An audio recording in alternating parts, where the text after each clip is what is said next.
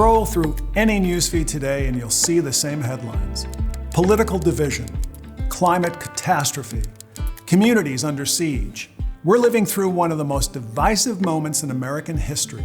America divided. We are still deeply divided. Are you worried about that? Yes.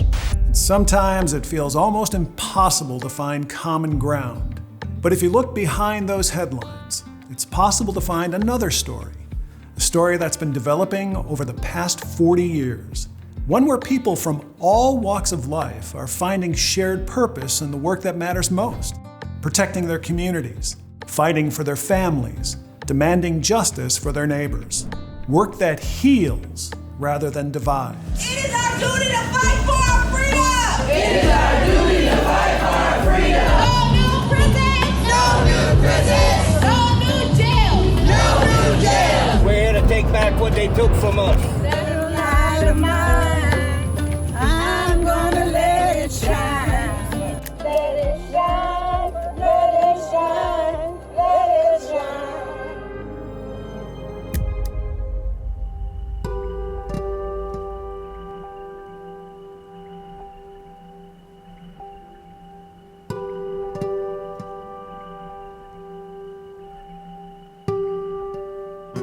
Hi, Bridget. My name's Rob. Hi, Rob.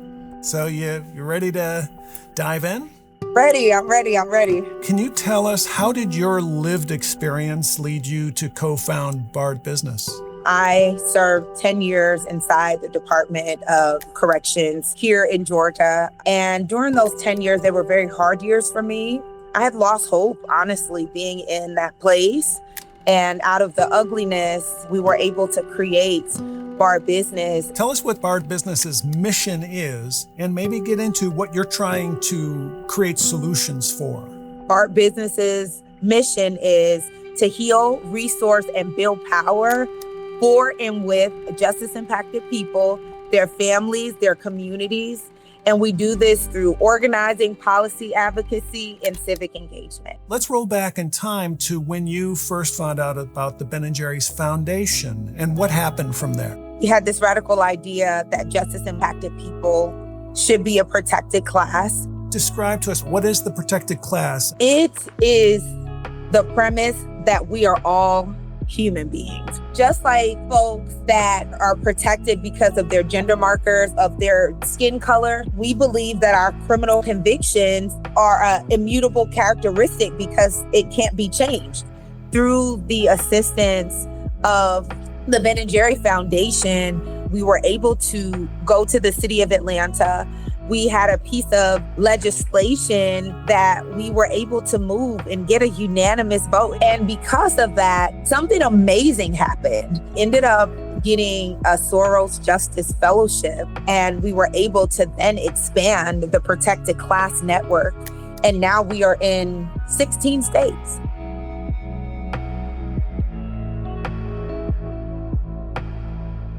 Because of Ben & Jerry Foundation's injection and belief, it wasn't just the resource that was giving, it was the confidence. That investment was an investment into 70 to 100 million justice-impacted people nationally. Bard Business shows what can happen with sustained organizing. But the environment these grassroots leaders operate in is becoming increasingly hostile. The truth is that organizations that have spent decades building trust in their communities are now facing unprecedented attacks. Andrea James from Families for Justice as Healing knows this reality intimately. We started Families for Justice as Healing first. We started it while we were incarcerated in the federal prison for women in Danbury, Connecticut. Most of us were mothers. I had to survive 24 months in that place. There were women who had been there for 24 years. We knew we had to create a national platform because we were women from the federal system. Describe the National Council's mission and how you are accomplishing that mission. Families for Justice as Healing is our Boston-based hub. It's also our alpha. We don't have chapters. We organize with women around the country who have created their own organizations. And they're part of our membership and they're part of our network at the National Council. And we provide a lot of the resources to help them to do the work, to work with us, to close women's prisons, to have transitional housing for women when they come home. And so in these same communities that fill our prisons are the same communities that have the least resources and investment across the Commonwealth. And so we fill that gap. How did the Ben & Jerry's Foundation grant play a role in all of this? Oh my goodness, we had no money. I had nothing when I came out except my family. Thank goodness. I had to start over. Then came along the Ben & Jerry's Foundation. They fund organizations that need the help to really get up and start to build. When you start to receive funding from the foundation, it helps you to get other funding. What makes the foundation different isn't just who they fund, it's how they decide who to fund. Every choice is guided by a simple question. Does this work align with our deepest values? And every decision is a reflection of who they are and what they believe the world should look like. You know, thinking back to some of my coworkers in the factory, maybe we have completely different walks of life, or politics, or ideas about how life is. But when it comes to stuff in the foundation, honestly, it's been really a refreshing breath of fresh air to understand how much more we have in common, not how much we have in terms of our differences. Because what makes us different is what's our advantage. For true innovation, you need diversity of thought. And I think by having an employee-led committee in terms of decision-making, you're getting that diversity of thought. The nature of grant making, there's a power dynamic. The way that we work, we have trust-based philanthropy.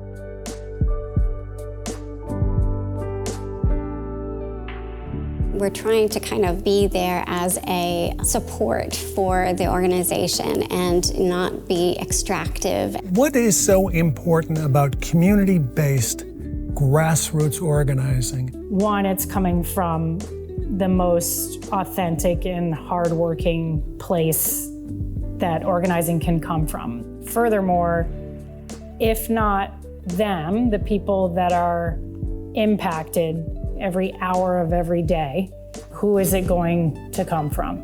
The people who are affected by these issues know what's causing it, know what they need to get out of it, and know what their hardships look like. And so when you go and you hear someone talking about their struggle, it ceases to be a political football. It's one human to another. I mean, it's one of the most powerful forces out there.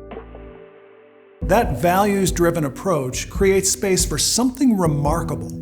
A foundation that stands behind organizations bold enough to challenge the very industry of its parent company. Migrant Justice didn't soften their demands for dairy worker rights just because they received foundation support.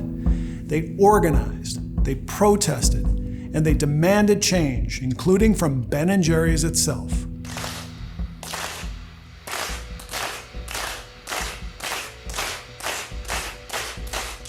Estoy en una casa donde estoy viviendo con animales, estoy trabajando en una granja donde estamos siendo acosadas por ser mujer, discriminadas por ser mujer, y si no me creen, yo los puedo llevar a comprobar eso, que es verdad. Migrant Justice is an organization founded and led by a community of immigrant farm workers in the state of Vermont who came together to organize for human rights and economic justice. A lot of the work of the organization is focused on transforming the dairy industry and improving labor and housing conditions. Over the years, there have been many different workers and family members who have participated in building the leadership of Migrant Justice. One of those is Enrique Balcázar, or Quique. And in many ways, the story of Quique is the story of Migrant Justice. Here's somebody who came to the United States to join his father working on a dairy farm in Vermont. And he ended up as one of the principal spokespeople for the organization. 10 years after Enrique came to the United States, he was standing in front of Ben & Jerry's flagship scoop shop, signing a contract to bring about a new day for human rights in the dairy industry. El programa Leche con Dignidad. I've been a part of developing Milk with Dignity, a program that holds responsible large dairy corporations to use their purchasing power to ensure that the human rights of farm workers are respected. We launched a campaign calling on the ice cream company, Ben & Jerry's, to join Milk with Dignity. We had to pressure the company with protests in front of their stores, pickets of their board meetings, and marches. On one day, we marched 13 miles to their ice cream factory to demand our rights. Now imagine working 12 hours on a farm before spending the whole day walking under the sun and then going right back to your next shift. Those were the sacrifices that we made to defend our dignity. The foundation continued to support migrant justice during the years when migrant justice was publicly campaigning with demands on the Ben & Jerry's company. I really think it speaks to the unique values and integrity and independence of the Ben & Jerry's Foundation. For 4 decades, the Ben & Jerry's Foundation has been guided by the same core mission: to empower the grassroots to organize for systems change. The numbers tell one story: thousands of grants across nearly every state, millions of dollars supporting frontline communities. But the real story is in the relationships. Organizations that have grown from local organizing groups dreamed up at the kitchen table into national movements. Over the past 25 years, Ann Rolfs and the Louisiana Bucket Brigade have embodied this evolution. Ann, thank you so much for taking the time to spend with us. Tell us what the mission is and the work that you're accomplishing. The Louisiana Bucket Brigade partners with people mostly along the Mississippi River here in Louisiana who live smack next to some big polluting plant, or maybe they don't. Maybe they have some beautiful place to live that's peaceful, but here comes the state of Louisiana trying to ram a chemical plant in. So we work with neighbors who are in some way threatened by heavy industry. Tell us about that industry you're actually fighting. Here in Louisiana, we have well over 200 petrochemical plants, dumps, steel mills, gas export facilities, you name the dirty, corroding, dangerous industry.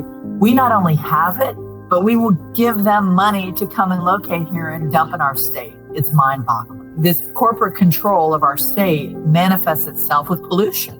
It destroys people's lives. Back a couple hundred years ago, I think most people understand that this was plantation country and that people were enslaved. Today, we see a direct connection between the plantations and the petrochemical industry. They both need access to the Mississippi River and large swaths of land and a political system that will facilitate abuse. And who came in on top of the plantations? The petrochemical plants. And they just perpetuated the same terrible system. What did the Ben & Jerry's Foundation do that helped you out? How did that work? Part of what was wonderful about the Ben & Jerry Foundation support is the name recognition. Once people saw the name Ben & Jerry Foundation, we were in because of the amazing reputation that the foundation has as humanitarians and standing up for causes that take courage. There's no question that the Ben & Jerry Foundation support brought in other funders and helped us to grow. It can't happen without that support. Around the Ben & Jerry's Foundation, there's this whole concept of, the power being at the grassroots. How would you put that into words? There is power in being right here and taking on these multinational companies from a grassroots level. If all they have to do is receive angry letters, angry messages, see an ad, that's problematic, but it's not fatal to them. But if they have a bunch of us, on them at the fence line with air monitors, tracking their pollution at their offices when they are trying to have their meetings, having civil disobedience in the middle of some hijinks that they're trying to pull, that's a lot harder to run from. For the last 40 years, the Ben & Jerry's Foundation has stood alongside grassroots leaders who remind us that justice is not a single moment, but a practice sustained over time. Their work shows us that even in uncertain times, dignity can be defended, communities can be strengthened, and change can take root. And it's in those everyday efforts that a just and equitable future takes shape. Why is it important for the foundation to continue its work? Without the foundation, there's a question to the authenticity and the integrity of everything that we do as a larger company. If we couldn't make that work, what does that say for what our brand stands for? The Ben & Jerry Foundation is so important to me because they help to change the trajectory of our life by believing in us. Ben & Jerry's Foundation creates foundations for those of us who are the experts who will change the world for better. Now more than ever, we see grassroots action as vital. Who's standing up? Who's protecting what's right in this country right now? It's ordinary people. Protecting class! That's it.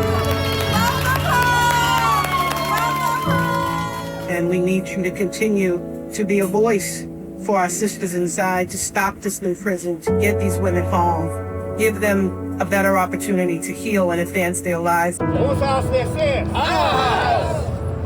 There you go. Aquí seguiremos luchando, donde quiera que él se quiera esconder, allí estaremos, porque nuestros derechos se van a respetar sí o sí. Hey, look who's here. See me? Hi, Oh my Andrew. God. I just wanted to say thank you so I'm much. gonna cry. I was crying, believe me. Oh gosh. I'm just blown away by this whole conversation, and your contributions are just so phenomenal. And I'm so proud that we were able to play some small role. Huge role. Huge. Just thank you so much for taking all this Thank time to tell this story.